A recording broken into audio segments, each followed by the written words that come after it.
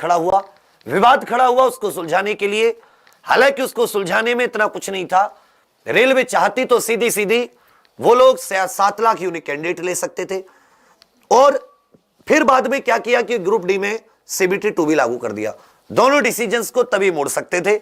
और जो पेपर 15 तारीख से ग्रुप डी का मतलब एनटीपीसी का होना था और 23 तारीख से जो आपका ग्रुप डी का होना था, वो पेपर वैसे ही वैसे होना। लेकिन अब इन्होंने क्या किया कि उस चीज को थोड़ा सा डिले करने के लिए, जो भी चाहे इनकी मंशा रही हो, या क्या होता है कि सरकारें होती है जमीन से तो जुड़ी होती नहीं है, बच्चों की क्या तकलीफ है, कैंडिडेट्स की क्या तकलीफ है, उनसे कोई मतलब नहीं रहता। उन्होंने जो अपना उनका प्रोसेस होता है, एक उन्होंने हाई पावर्ड कमेटी बना दी 5 लोगों की, और 5 लोगों की कमेटी बना के उन्होंने सीबीटी 2 ग्रुप डी और सीबीटी 1 जो ग्रुप डी का होना था 23 तारीख से, उसको थोड़ा सा पोस्टपोन कर दिया। और साथ ही एनटीपीसी की जो परीक्षा 15 फरवरी से होनी थी, उसे भी इन्होंने पोस्टपोन कर दिया। अब आ जाता है कि ये कमेटी कब रिपोर्ट देगी। तो आप सभी जानते हैं कि कमेटी ने अपना RRB committee@railnet.gov.in करके एक दिया था, जिस पे आप अपनी जो भी सजेशन है वो सारी सजेशन भेज सकते थे। इसके अलावा अलग अलग जगह जाकर इन्हें फेस टू फेस भी बच्चों से बात करने की कोशिश की है।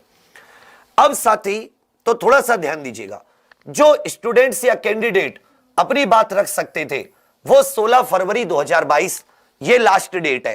तो आज 13 तारीख है, अभी भी 3 दिन है। आप सभी अपनी सजेशंस जरूर दीजिए, जिसमें रेलवे का कैलेंडर, फाइनल ज्वाइनिंग तक की प्रक्रिया date wise, CBT 2 group D से हटाना, 7 lakh unique candidate NTPC CBT 1 में लेना, उसके अलावा और भी जो भी आपकी समस्याएं हैं उन्हें आप यहां पर रख सकते हैं। और ये जो कमेटी है, ये अपनी रिकमेंडेशन, आप लोगों की सिफारिश, आप लोगों की समस्याओं के आधार पर यह कमेटी 4 मार्च तक अपनी सिफारिशें देगी। कब तक देगी? 4 मार्च 2022 तक। तो याद रखिएगा 4 मार्च 2022 तक ये जो रिपोर्ट है, ये रेलवे मंत्रालय के साथ, रेल मंत्रालय के पास चली जाएगी। अब आप सरकारी कामकाज जानते हैं कि रेल मंत्रालय इस पर जैसे 16 से 4 तारीख तक इन लोगों ने लगा दिए 10 दिन 15 दिन, तो मैं 10 दिन मान के चल रहा हूं कि 10 दिन भाई देखो इसको क्या है कि रिपोर्ट है, रिपोर्ट में अपनी सिफारिशें दी होंगी कि बच्चों की ज्यादातर समस्या क्या है। तो उन्होंने कि लोगों की क्या क्या समस्याएं आई हैं उनको हाईलाइट किया होगा कि भाई इस चीज को लेकर इतनी समस्याएं आई हैं और इन समस्याओं का क्या समाधान, उसको लेकर उन्होंने अपनी कुछ सिफारिश की होंगी, कुछ रिकमेंडेशन की होंगी। क्योंकि सिर्फ बच्चों की समस्याएं सुनने के लिए कमेटी नहीं बनाई गई, यह कमेटी उन समस्याओं पे अपनी रिकमेंडेशन या सिफारिश भी करेगी, सिफारिश उनका समाधान कैसे कर सके। तो जो भी 10-20 सिफारिश है वो देगी। तो मेरे विचार में रेल मंत्रालय को 10 दिन के समय के अंदर उन सिफारिशों के ऊपर रेल मंत्रालय निर्णय लेगा। और कितना भी लेट हो, साथ ही बाय 15 मार्च आप लोगों की नई एग्जाम डेट्स आ जाएंगी, जिसमें से हो सकता है 10 दिन के अंदर आपका, जैसे 15 मार्च तक अगर ये सब कुछ बता देते हैं तो 10 दिन के अंदर सीबीटी 2 जो है एनटीपीसी का वो शुरू हो जाएगा। और जैसे सीबीटी 2 खत्म होगा तो आप ये मान के चलिए कि मार्च के एंड में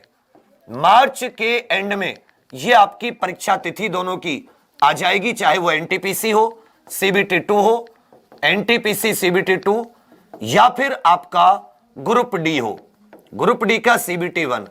ये तो बात क्लियर है कि उन्होंने इंटरव्यू में भी रेल मंत्री ने बोल दिया था कि सीबीटी 2 ग्रुप डी से हटा देंगे और बाकी चीजें जो भी सिफारिशें कमेटी करेगी उनको हम लोग आगे फॉलो करेंगे। फिर से एक बार सुन लीजिए कि 16 तारीख तक ये लास्ट डेट है जिसमें आप अपनी ग्रीवेंस, अपनी परेशानी इसको बता सकते हैं। 4 मार्च तक इसको रिकमेंडेशन सबमिट करनी है, जो भी कंसर्न है स्टूडेंट्स की उनको।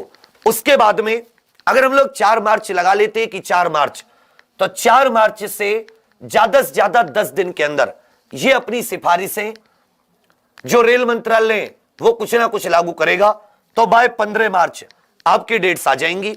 और जैसे एनटीपीसी सीबीटी 1 15 फरवरी से, एनटीपीसी सीबीटी 2 ये 15 फरवरी से होना था, तो रिजल्ट और इसमें 1 महीने का समय था। इसका मतलब इनके पास पूरी प्लानिंग है कि पेपर कहां होना है, कैसे होना है।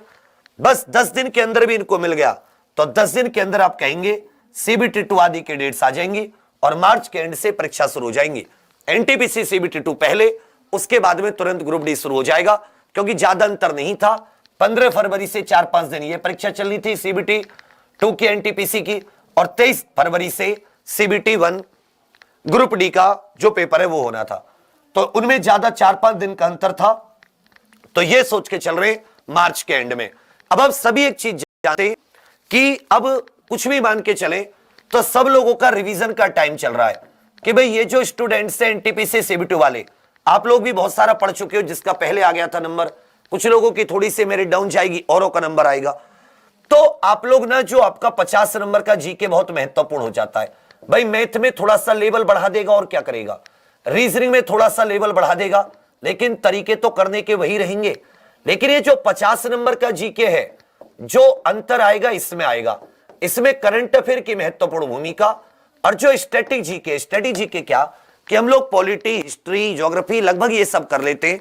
इसमें आप थोड़ा सा कंप्यूटर भी अपना करके जाइएगा। पिछले पेपरों में देखें तो वहां भी काफी कंप्यूटर की योगदान था। और एक जो महत्वपूर्ण बात है, अगर आप राज्यवार स्टैटिक जीके पढ़ लेते हो, यह मैं आपको बहुत ही मतलब इंपॉर्टेंट चीज बता रहा हूं, अगर आप राज्यवार स्टैटिक जीके पढ़ लेते हो, जैसे मान लो आप असम कर रहे हो, तो असम को संपूर्ण असम से संबंधित 50 से 60 चीजें निकलती है स्टैटिक जीके की।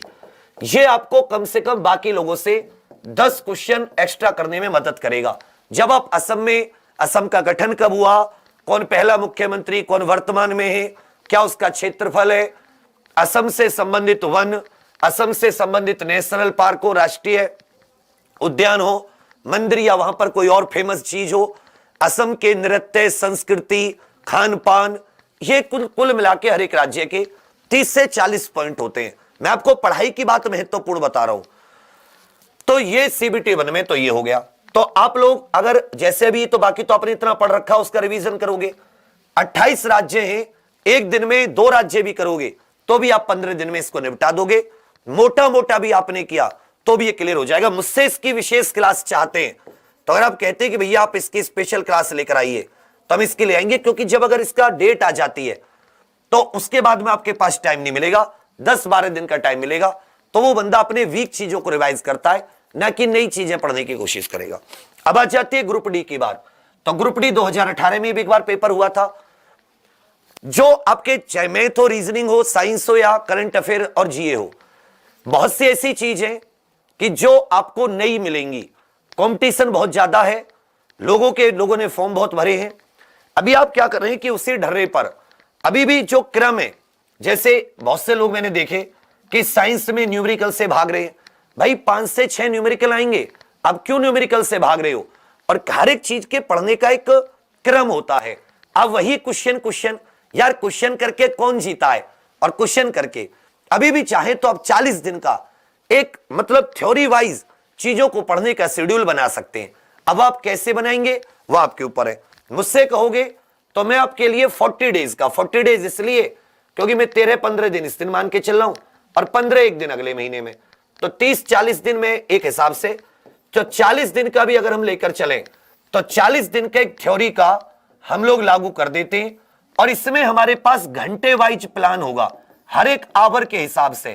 अगर आप उस प्लान को भी देखो, अगर हम मैथ में नंबर सिस्टम शुरू कर रहे हैं तो आज 2 घंटे की क्लास में हम लोग ये 4 टॉपिक खत्म करेंगे और इन 4 टॉपिक के 100 क्वेश्चन मैं आपको रिवीजन के लिए दूंगा। इनमें जो भी डाउट होगा उससे हम नाइट में क्लियर करेंगे। हो सकता है कुछ बच्चों का डाउट हो, कुछ बच्चों का डाउट ना हो। इसी तरह भाई साइंस में मैं आपकी यूनिट डिस्टेंस, अगर आप लोग सब लोग कहते हो, कमेंट्स करते हो ज्यादा से ज्यादा, तो मैं खुद आपकी साइंस लेने के लिए रेडी हूं। चाहे मिक्स क्वेश्चंस की करा दो, जैसे मैंने 2018 में कराई थी। उसके बाद में भी जब एनटीपीसी ग्रुप डी के फॉर्म आए थे तब भी 1.5 साल के करीब मैंने साइंस आपको पढ़ाई थी। मैं बाकी जगह से लगभग फ्री हूं, तो मैं आप लोगों के लिए ये क्लास लेने के लिए रेडी हूं। लेकिन फिर तुम्हें पढ़ना पड़ेगा उस लेवल का, नंबर तुम्हें पूरे मिलेंगे, तुम्हारा कॉन्सेप्ट पूरा क्लियर होगा। चाहे आप पुरानी वीडियो उठा के देख सकते हैं, केमिस्ट्री हो, फिजिक्स हो, बायो में पढ़ाता नहीं हूं, अन्यथा आपको कोई भी चीज आपके पेपर में बाहर नहीं मिलेगी। अगर इस बात के लिए रेडी हैं तो मैं आपको 40 दिन का एक डे वाइज प्लान दे सकता हूं, कैसे फिजिक्स कंप्लीट करेंगे, कैसे रीजनिंग का कौन सा टॉपिक कैसे। आप चाहते हैं तो आप कमेंट कर दीजिएगा।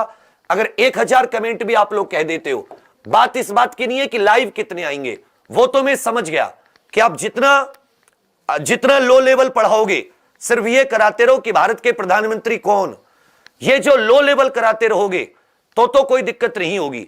अगर आपने कुछ ऐसा कराया कि जो पेपर में बाकियों से आगे निकालेगा, तो यहां कोई आपसे पढ़ने नहीं आएगा।